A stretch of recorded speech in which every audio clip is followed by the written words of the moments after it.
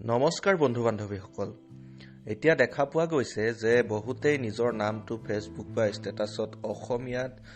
এখন ধুনীয়া বেকগ্ৰাউণ্ডত লিখি আপলোড দিয়া পৰিলক্ষিত হৈছে আৰু ময়ো দুখনমান ফটোত তেনেকৈ নাম লিখি ফেচবুকত দিছিলোঁ তাৰপিছত বহুজনে ৰিকুৱেষ্ট পঠাইছিল যে তেওঁলোককো বনাই দিব লাগে মই বনাই দিলোঁ অৱশ্যে সকলোকে বনাই দিয়া সম্ভৱ নহয় হেহে মইনো কেনেকৈ সেই নাম কেইটা লিখিলোঁ বা নাম কেনেকৈ আপোনালোকে লিখিব পাৰে এখন ধুনীয়া পিক্সাৰত আপোনালোকে পিক্সেল লেব ইউজ কৰিব লাগিব আৰু পিক্সেল লেবটো আপোনালোকে প্লে ষ্টৰৰ পৰা ডাউনলোড কৰি ল'ব আৰু সবিশেষ মই এই ভিডিঅ'টোৰ জৰিয়তে আপোনালোকক বুজাবলৈ চেষ্টা কৰিছোঁ তেতিয়া আপোনালোকৰ আচলতে সহজ হ'ব আৰু ঘৰতেই নিজে আপোনালোকে তেনেধৰণে অসমীয়াত আপোনালোকৰ নামটো সুন্দৰকৈ লিখিব পাৰিব মাত্ৰ 2 মিনিটৰ ভিতৰত আপোনালোকে বনাব পাৰে গতিকে ভিডিঅ'টো সম্পূৰ্ণকৈ চাওক স্কিপ নকৰিব আৰু শেষত এটাই অনুৰোধ যিসকল মোৰ চেনেলটোলৈ নতুনকৈ আহিছে আপোনালোকে যাতে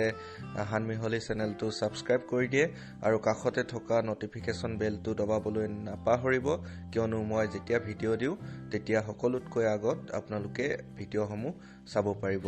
ধন্যবাদ জয় আই অসম প্ৰথমতে পিক্সেল লেব এপটো আপোনালোকে খুলিব তাৰ পাছত ইমেজ সাইজটো স্কোয়াৰ কৰি ল'ব ইয়াৰ পাছত ফ্ৰম গেলেৰীত গৈ যিকোনো এখন মনোমোহা ফটো সিলেক্ট কৰি ল'ব এইখন এনেদৰে সিলেক্ট কৰি ল'ব ধুনীয়াকৈ ফটোখন সিলেক্ট কৰাৰ পাছত আপোনালোকে যথাস্থানত বহুৱাই ল'ব আৰু প্লাস চিনটোত গৈ তাত এড টেক্সট কৰিব আৰু টেক্সটত আপোনালোকৰ নামটো টাইপ কৰিব ভাল লগা নামটো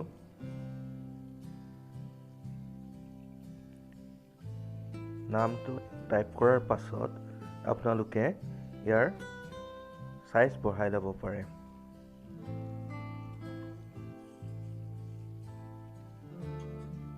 বঢ়াই লৈ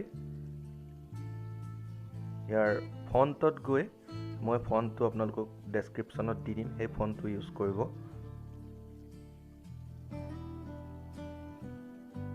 ফন্টটো ইউজ কৰাৰ পাছত এনে ধৰণৰ দেখিব পোৱা যায় আৰু ইয়াৰ পাছত আপোনালোকে টেক্সটাৰত যাব টেক্সটাৰত গৈ তাৰ পৰা এই যিখন বেকগ্ৰাউণ্ডৰ ফটো সেইখন মই এখন ডেসক্ৰিপচনত দি দিম তেতিয়া চাওক নামটো এনেকুৱা হৈ যাব ইয়াৰ পাছতে আপোনালোকে ষ্ট্ৰক বঢ়াই ল'ব পাৰে